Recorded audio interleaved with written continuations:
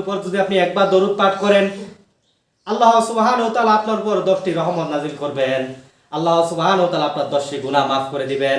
আল্লাহ সুবহানাহু ওয়া তাআলা আপনার আমলনামায় 10টি নেকি যুক্ত করে দিবে, বলেন সুবহানাল্লাহ।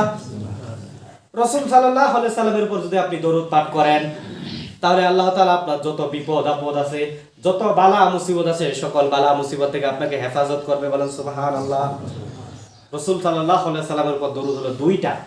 একটা আছে দরুদে ইব্রাহিম, যে দরুদের মধ্যে হযরতে ইব্রাহিম আলাইহিস সালাতু ওয়াস সালাম, আমাদের জাতির পিতা, আমাদের জাতির পিতাকে বলেন, আমাদের জাতির পিতাকে হযরতে ইব্রাহিম আলাইহিস সালাতু ওয়াস সালাম। আমাদের জাতির পিতা কিন্তু বঙ্গবন্ধু না, বঙ্গবন্ধু তো না, শেখ মুজিবুর না, আমাদের জাতির পিতা ইব্রাহিম আলাইহিস সালাতু ওয়াস সালাম। যে ব্যক্তি বিশ্বাস করবে আমাদের জাতির পিতা বঙ্গবন্ধু, ওই ব্যক্তির সাথে সাথে কাফের হয়ে যাবে, কোন দলিল ছাড়া সে ব্যক্তি কাফের। সম্মানিত প্রিয় উপস্থিতি, এজন্য বঙ্গবন্ধুর আদর্শ আমাদেরকে লালন করা যাবে না, তারেক জিয়া শহীদ জিয়ার আদর্শ লালন করা যাবে না, আমাদেরকে রাসূল সাল্লাল্লাহু আলাইহি সাল্লামের আদর্শকে লালন করতে হবে। সম্মানিত প্রিয় উপস্থিতি, তাহলে প্রথম দরুদটা হচ্ছে কি? দরুদে ইব্রাহিম, যে দরুদের মধ্যে হযরতে আমাদের জাতির পিতা ইব্রাহিম আলাইহিস সালাতু ওয়াস সালামের উপর দরুদ পাঠ করা হয়েছে, এবং রাসূল সাল্লাল্লাহু আলাইহি সাল্লামের উপরও দরুদ পাঠ করা হয়েছে, এবং রাসূল সাল্লাল্লাহু আলাইহি সাল্লামের পরিবারের উপরও দরুদ পাঠ করা হয়েছে। এটা হচ্ছে দরুদে ইব্রাহিম, যেটা বললাম আর কি। এটা তো আমি তেলাওয়াত আপনাদের সামনে পাঠ করি। এটার সংক্ষিপ্ত দরুদ হচ্ছে, আপনি রাসূল সাল্লাল্লাহু আলাইহি সাল্লামের উপর কি করবেন? সংক্ষিপ্তভাবে দরুদ পাঠ করবেন, যে আল্লাহুম্মা সাল্লি আলা আল্লাহুম্মা বারিক আলা, বলেন আল্লাহুম্মা সাল্লি আলা আল্লাহুম্মা বারিক আলা। আরেকটি দরুদ হচ্ছে সাল্লাল্লাহু আলাইহি ওয়াসাল্লাম, সাল্লাল্লাহু, এই দরুদ বেশি বেশি করে পাঠ করবেন। দ্বিতীয় নম্বর আমল তাহলে হচ্ছে কি? বেশি বেশি করে দরুদ পাঠ করা। সম্মানিত প্রিয় উপস্থিতি, তৃতীয় নম্বর যে আমল, সেটি হচ্ছে মেসওয়াক করা। 2 মিনিট আছে, 2 মিনিটের মধ্যে শেষ করার চেষ্টা করব। তৃতীয় নম্বর আমল হচ্ছে মেসওয়াক করা। মেসওয়াক করা নিয়ে আমাদের সমাজে প্রচলিত অনেক হাদিস আছে, যে হাদিসের কোনো ভিত্তি নাই, সহিহ কোনো রিওয়ায়াত নাই, যে আমরা মনে করি যে কেউ যদি কোনো ব্যক্তি যদি মেসওয়াক করে, তাহলে ওই ব্যক্তি নাকি 70 গুণ বেশি সওয়াব পাবে। এই হাদিসের কোনো ভিত্তি নাই। তবে মেসওয়াক করা রাসূল সাল্লাল্লাহু আলাইহি সাল্লামের সুন্নাহ। আমাদেরকে কি করতে হবে? সালাতের পূর্বে মেসওয়াক করতে হবে। মেসওয়াক করার দেখেন দুনিয়াবি কিছু আছে, আপনি যখন মেসওয়াক করবেন, আপনার মুখের যে দুর্গন্ধ, এই দুর্গন্ধটা দূর হবে। আপনি মুখের দুর্গন্ধ দূর করে আল্লাহ তাআলার কাছে কি করলেন? আল্লাহ তাআলার কাছে প্রার্থনা করলেন, আল্লাহ তাআলার কাছে দোয়া করলেন। প্রথমত পবিত্রতা অর্জন হলো, দ্বিতীয়ত হচ্ছে রাসূল সাল্লাল্লাহু আলাইহি সাল্লাম বলেছেন যে পরিষ্কার পরিচ্ছন্নতা ঈমানের কি অঙ্গ। সম্মানিত প্রিয় উপস্থিতি, তাহলে আমাদেরকে তৃতীয় নম্বর কাজ হচ্ছে আমাদেরকে মেসওয়াক করতে হবে। চতুর্থ নম্বর কাজ হচ্ছে গোসল করতে হবে। এটা তো আমি আপনাদের সামনে বললাম যে উত্তম ভাবে গোসল করতে হবে, শরীরের কোনো অঙ্গ যেন ফাঁকা না থাকে। আপনার উপর যে ফরজ গোসল হয়, যে আমার উপর ফরজ গোসল, আপনি গোসল করার সময় আপনার শরীরে কোনো একটা জায়গায় ফাঁকা আছে, আপনার গোসল কিন্তু হবে না। শরীরের যে গোপন জায়গাগুলো আছে, ওই জায়গাগুলোতে হাত দিয়েও আমাদের কি করতে হবে? পানি প্রবেশ করাইতে হবে। সম্মানিত প্রিয় উপস্থিতি, এখানে লজ্জার কোনো বিষয় নেই, আমাদেরকে জানতে হবে। পবিত্র যদি আপনি না থাকেন, আপনার তো সালাতে কবুল হবে না। হবে কি? সালাত কবুলের প্রথম শর্ত হচ্ছে কি? আপনাকে পবিত্র হতে হবে। আপনার যদি উযুয়ে না হয়, আপনার কি সালাত হবে? এই জন্য কি করতে হবে? শরীরের যে গোপন জায়গাগুলো আছে, এই জায়গাগুলোতে পানি প্রবেশ করাতে হবে, এবং উত্তম রূপে গোসল করতে হবে। ভালো সাবান ব্যবহার করবেন, তারপরে ভালো শ্যাম্পু ব্যবহার করবেন, ভালো আপনার যে উত্তম যে জিনিস সেটাই ব্যবহার করবেন। সম্মানিত প্রিয় উপস্থিতি, 5 নম্বর যে বিষয়টি, সেটি হচ্ছে জুমার দিনে যখন আমরা সালাতুল জুমা আদায় করতে আসবো, আমাদেরকে উত্তম পোশাক পরিহিত করতে হবে। এখানে উত্তম পোশাক বলতে এমন না যে আপনি প্রতি শুক্রবার একটা করে নতুন জামা পরবেন। বিষয়টা কি এমন?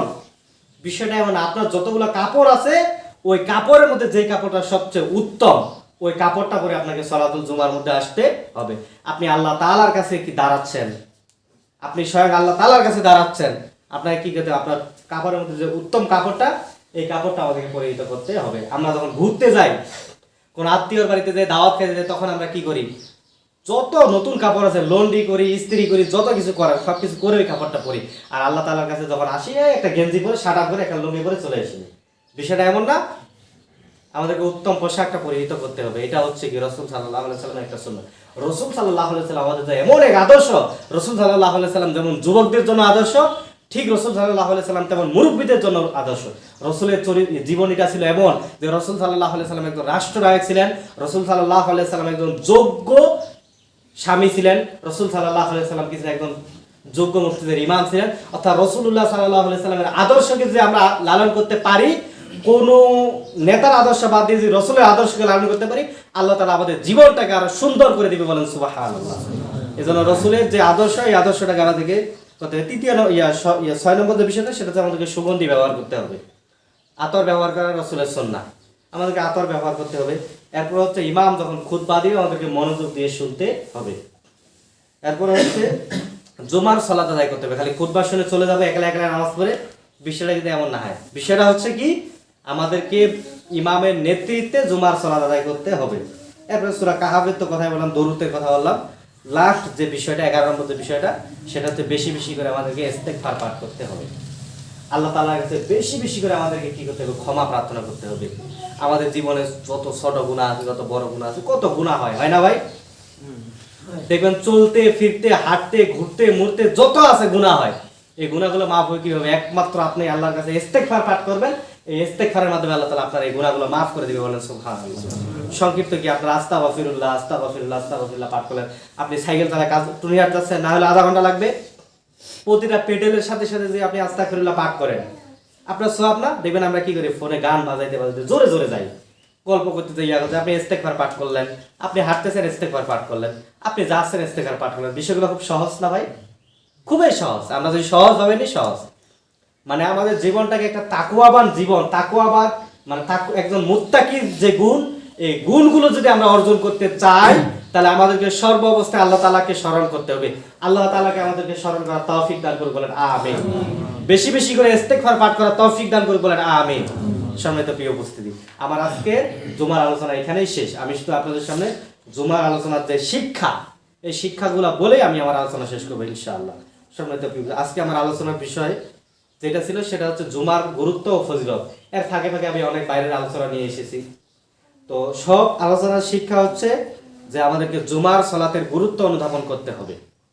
জুমার সালাতের যে গুরুত্ব, এই গুরুত্বটা আমাদেরকে অনুধাবন করতে হবে। আল্লাহ তাআলা আমাদেরকে এই গুরুত্বটা অনুধাবন করার তৌফিক দান করুন, বলেন আমিন। দ্বিতীয় নম্বর শিক্ষা হচ্ছে জুমার সালাতের যে ফাজাইলগুলো, যে ফজিলতগুলো, এই ফজিলতগুলো আমাদেরকে জানতে হবে এবং মানতে হবে। আল্লাহ তাআলা আমাদেরকে জানা এবং মানার তৌফিক দান করুন, বলেন আমিন। তৃতীয় নম্বর বিষয় হচ্ছে, আরেকটা বিষয় ছিল, সময় সংক্ষিপ্ত বললাম না, ওটা কোনো এক শুক্রবারে বলবো। চতুর্থ নম্বর হচ্ছে রবের কাছে বেশি বেশি বেশি করে আমাদেরকে ইস্তেগফার পাঠ করা। আল্লাহ সুবহানাহু ওয়া তাআলা আমাদেরকে বেশি বেশি করে ইস্তেগফার পাঠ করার তৌফিক দান করুন, বলেন আমিন। এবং জুমার সালাত খুতবার পূর্বে উপস্থিত হওয়ার তৌফিক দান করুন, বলেন আমিন। আর আরেকটা